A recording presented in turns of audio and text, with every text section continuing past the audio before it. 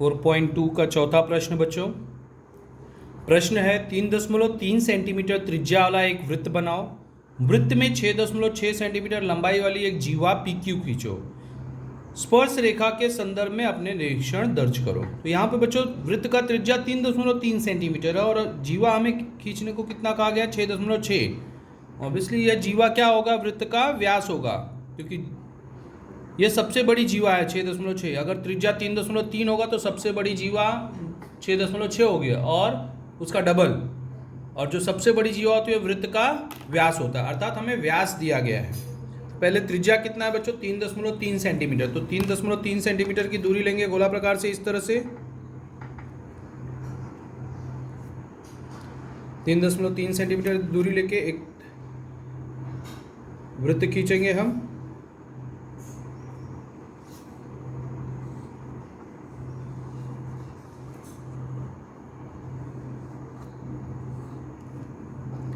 केंद्र का नाम O दे दो। अब व्यास खींचेंगे, सीधा सीधा ही खींचेंगे तो अच्छी बात है, और ऑब्वियसली ये व्यास क्या होगा, 6.6 सेंटीमीटर का होगा।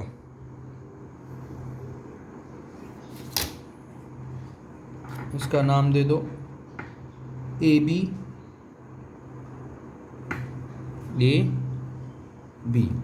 अब हमें क्या करना, जिस तरह से पहले प्रश्न में बच्चों हमने इस बिंदु M पर वृत्त की स्पर्श रेखा खींची थी, उसी तरह से यहाँ पे भी खींचना है, लेकिन दोनों बिंदुओं पर A और B पर स्पर्श रेखा खींचना है केंद्र का उपयोग करते हुए। तो हम क्या करेंगे, सबसे पहले इसको इस तरह से बढ़ा देंगे आगे, और यहाँ पे भी आगे बढ़ा देंगे।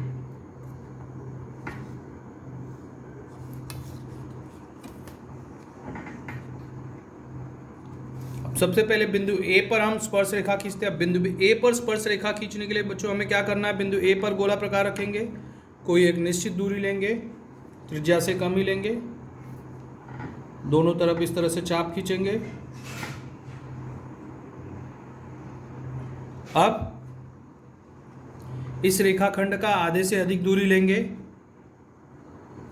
आधे से अधिक दूरी लिया, और इस चाप पर जहाँ पे कट किया है वहाँ पर गोला प्रकार रख के 2 चाप खींचेंगे, ऊपर नीचे।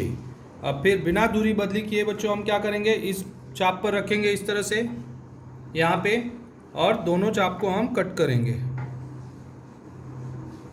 बच्चों आपका गोला प्रकार हिलना नहीं चाहिए, नहीं तो गलत आएगा।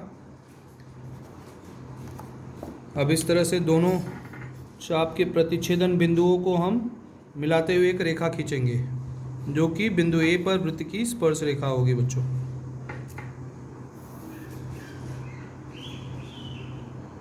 हो गया। अब इसी तरह से हम B पर भी स्पर्श रेखा खींचेंगे।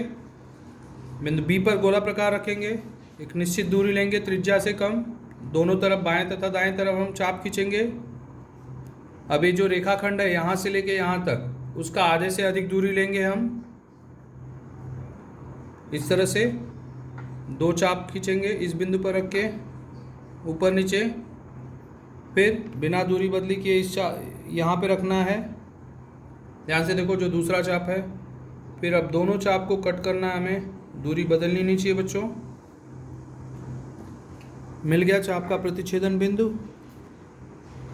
अब इन प्रतिच्छेदन बिंदुओं को मिलाते हुए एक रेखा खींचना है, जो कि बिंदु B पर वृत्त की स्पर्श रेखा होगी। समझ में आया। और यह स्पर्श रेखा त्रिज्या पर लंब होती है, स्पर्श रेखा त्रिज्या पर लंब होती है, तो ये 90 अंश 90 अंश होगा। क्लियर।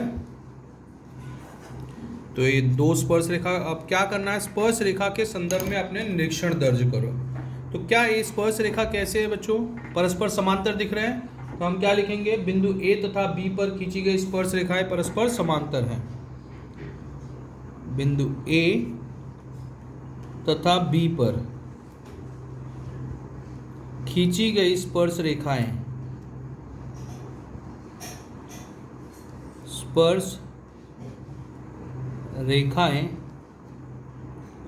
परस्पर समांतर हैं।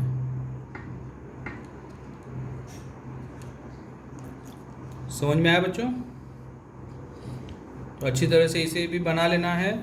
तो पहला, दूसरा, चौथा एक जैसा प्रश्न है बच्चों।